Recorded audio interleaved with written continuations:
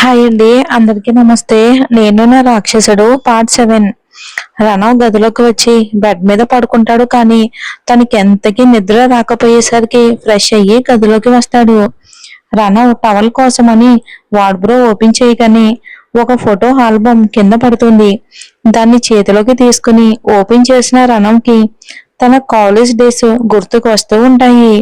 ఇక్కడ మిహిరా ఫ్రెష్ అయ్యి బెడ్ మీద కూర్చుని అంతవరకు తన ఆపుకున్న కన్నీళ్లకి స్వేచ్ఛనిస్తూ అరచేతుల్లోకి ముఖం దాచుకుని వెక్కి వెక్కి ఏడుస్తూ రణవ్తో తన పరిచయాన్ని గుర్తు చేసుకుంటూ ఉంటుంది.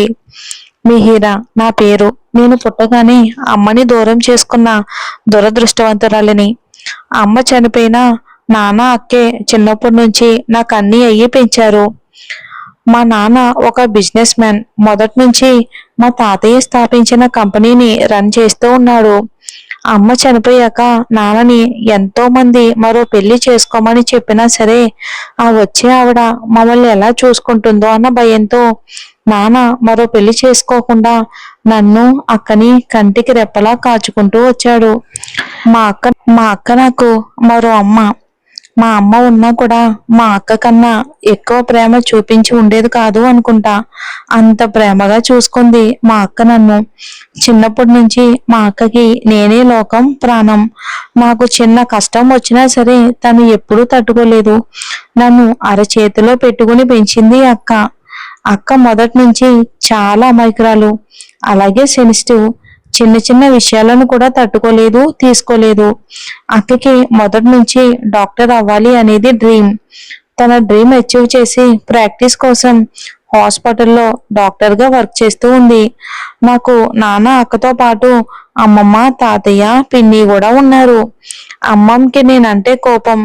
కారణం నేను పుట్టగానే అమ్మ చనిపోయింది అని. అమ్మమ్మకి పిన్ని కన్నా అమ్మ అంటేనే చాలా ఇష్టమంట. డెలివరీ టైంలో కడుపులో ఉన్న నేను అడ్డం తిరిగానంట. డెలివరీ అయితే అమ్మ ప్రాణాలకి ప్రమాదం అన్నారు. కాపాడితే తల్లి బిడ్డల్లో ఒకరినే కాపాడగలమని డాక్టర్ చెప్పేసరికి అమ్మ నన్ను చంపుకోలేక తన ప్రాణం పోయినా పర్వాలేదు అనుకుని నన్ను కని తన ప్రాణాలను వదిలేసింది. నేను పుట్టి మా అమ్మ చావుకి కారణం అయ్యాను అని. అమ్మమ్మకి మొదటి నుంచి నా మీద చాలా కోపం. నాన్నతో చాలాసార్లు నన్ను వదిలేయమని అమ్మమ్మ చెప్పినా సరే నాన్న అమ్మ మాటలు పెడచెవిన పెట్టడంతో, అలాగే మా కోసం పిన్నిని పెళ్లి చేసుకోమని నాన్నని కోరితే నాన్న కాదు అన్న కోపంతో మా ఇంటికి రావటమే మానేసింది అమ్మమ్మ. అమ్మమ్మ మాట జవదాటలేక తాతయ్య కూడా మా దగ్గరికి వచ్చేవాడే కాదు. పిన్ని నాన్న మీద పెంచుకున్న ప్రేమతో పెళ్లి చేసుకోకుండా అలా ఒంటరిగానే మిగిలిపోయింది. ఇప్పటికీ కూడా ఎంతో మంది ఎన్నో రకాలుగా చెప్పినా పిన్ని మాత్రం మరో పెళ్లి చేసుకోకుండా అలానే ఉండిపోయింది నాన్న కోసం. పిన్నికి నేను అక్క అంటే ప్రేమే, కానీ అమ్మమ్మ అంటే ఇప్పటికే ఉన్న భయంతో మా దగ్గరికి రాలేకపోయింది పిన్ని.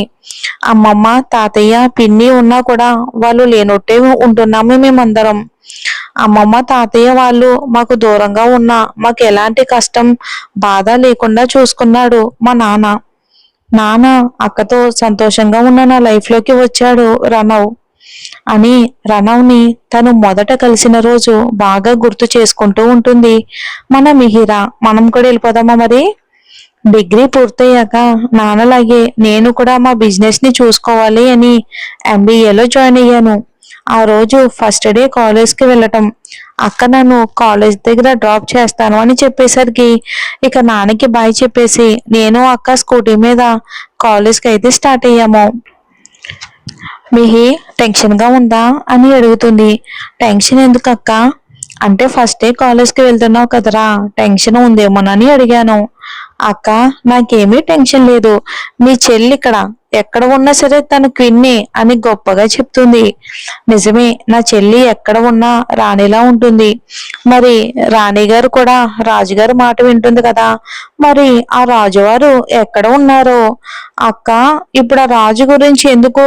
నువ్వు తొందరగా పోనీ, నన్ను డ్రాప్ చేసి నువ్వు హాస్పిటల్కి వెళ్ళాలి కదా, నీకు కూడా లేట్ అవుతుంది అని శ్రద్ధను తొందర చేస్తూ ఉంటుంది మిహిరా. అది కాలేజ్.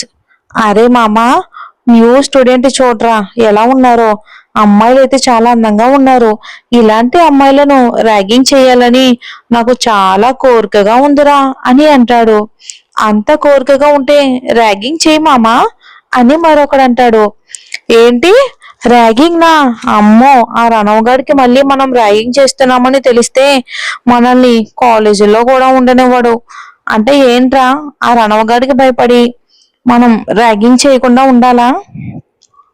మనం ఆ రణవగాడికి భయపడుతూ ఉన్నామని తెలిస్తే మనకు కాదు, మన గ్యాంగ్ లీడర్ వినయ్కి అనుమానం.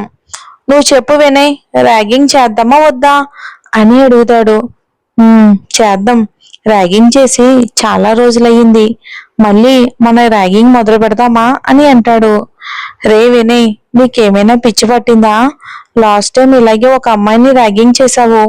వీడి చేసిన పని వల్ల ఆ అమ్మాయి సూసైడ్ వరకు వెళ్ళిపోయింది.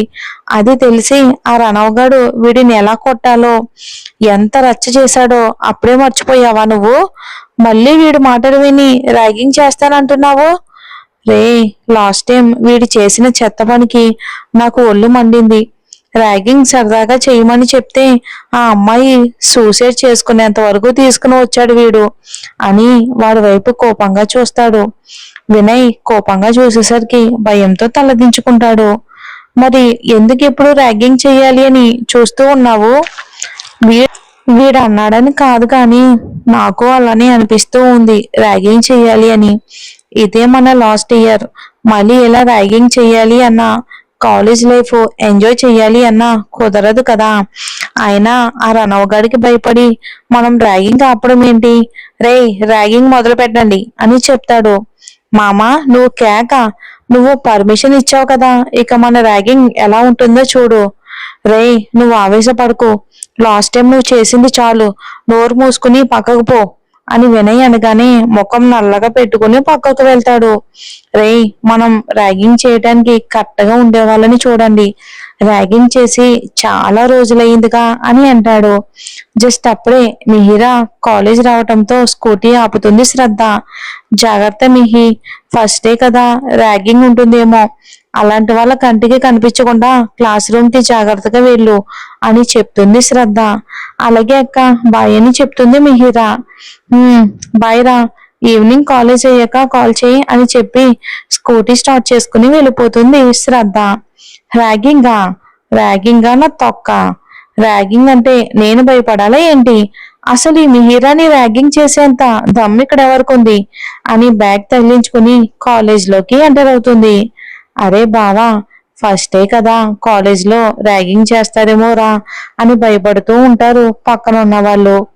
రే, ఈ కాలేజ్లో ర్యాగింగ్ ఉండదు, ఏమీ ఉండదు. మా అన్న చెప్పాడు. లాస్ట్ టైం ఏదో ర్యాగింగ్ వల్ల పెద్ద గొడవ అయిందంట్రా.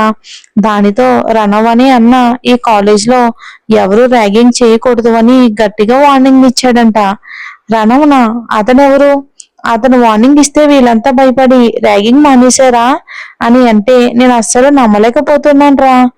నమ్మాలిరా, నమ్మాలి. ఎందుకంటే ఈ కాలేజ్ రణవ్ సార్ వాళ్ళదే. రణవ్ సార్ చెప్పిందే ఇక్కడ జరుగుతూ ఉంటుంది. అందుకే రణవ్ అన్ అంటే అందరికీ ఎంత భయం. ఒకవేళ నేను ఎవరైనా ర్యాగింగ్ చేస్తే నేను రణవన్న మనిషిని అని చెప్పు. దెబ్బకు భయంతో వాళ్ళని నేను వదిలేస్తారు అని చెప్పుకుంటారు. వీళ్ళు మాట్లాడుకుంటూ ఉన్న మాటలు వీళ్ళ పక్కనే వస్తూ ఉన్న మిహిరా కూడా వింటుంది. అంటే ఈ రణం అంటే ఇక్కడ ఉన్న వాళ్ళందరికీ భయం అన్నమాట. ఈ పేరు మనకు కూడా యూజ్ అవ్వచ్చు అని అనుకుంటూ వస్తుంది మిహిరా. అరే మామ, అటు చూడండి రా, ఆ గ్రే కలర్ డ్రెస్ లో ఉన్న అమ్మాయిని ర్యాగింగ్ చేద్దామని మిహిరా వైపుకి చూపిస్తాడు Vinay friend. Grey colour dress లో ఎలాంటి మేకప్ లేకుండా పాల మేగడ వంటి మీని ఛాయతో ముగ్ధ మనోహరంగా ఉన్న మిహిరా వస్తూ ఉంటే తనని చూసి ఫ్లాట్ అయిపోతూ ఉంటాడు వినయ్. వావ్, గార్జియస్ అని మిహిరా వైపుకి చూస్తూ మనసులోనే అనుకుంటూ మిహిరా వైపుకి చూస్తూ ఉంటాడు. మరి చూద్దాం, మరి మన రణవ్ మిహిరా పరిచయం ఎలా జరిగిందో వచ్చే ఎపిసోడ్ లో.